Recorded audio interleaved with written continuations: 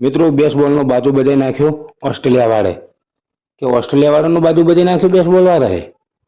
તો વાત કરીએ મિત્રો ઇંગ્લેન્ડ અને ઓસ્ટ્રેલિયા વચ્ચેની બીજી ટેસ્ટની. પહેલા દિવસના અંત સુધીમાં ઇંગ્લેન્ડે 325 રન બનાવ્યા છે 9 વિકેટના નુકસાન પર.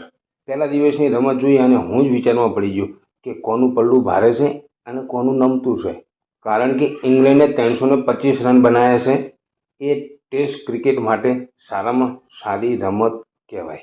અને બીજી બાજુ વાત કરીએ ઓસ્ટ્રેલિયાના બોલરોની, તો ઓસ્ટ્રેલિયાના બોલરોએ એક જ દિવસમાં 9 વિકેટ લઈ લીધી છે. એ પણ સારામાં સારું કહેવાય. તો મને એ જ ખબર નથી પડતી કોનું પલ્લું ભારે રહ્યું અને કોનું નમતું રહ્યું. તો મિત્રો ઇંગ્લેન્ડે ટોસ જીતી અને પહેલાં બેટિંગ કરવાનો નિર્ણય લીધો.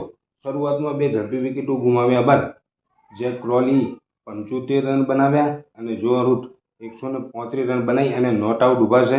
બ્રુકની વાત કરીએ તો 31 રન અને છેલ્લે જોફ્રા આર્ચરે 31 રન બનાવ્યા છે. આ ચારેયના યોગદાનના કારણે ઇંગ્લેન્ડે બોર્ડ ઉપર 325 રન લગાવી દીધા છે. જો રૂટ 135 રન બનાવી અને નાબાદ પેવેલિયન ફર્યા છે અને જોફ્રા આર્ચરે પણ જોરદાર યોગદાન આપ્યું છે 31 રનનું. એ પણ નોટ આઉટ પેવેલિયન ફર્યા છે. અને વાત કરીએ ઓસ્ટ્રેલિયાના બોલરોની, તો પહેલાં વાત કરીએ મિચેલ સ્ટાર્કની. મિચેલ સ્ટાર્કે 6 વિકેટ લીધી છે. શું બોલિંગ નાખે છે ભાઈ યાર.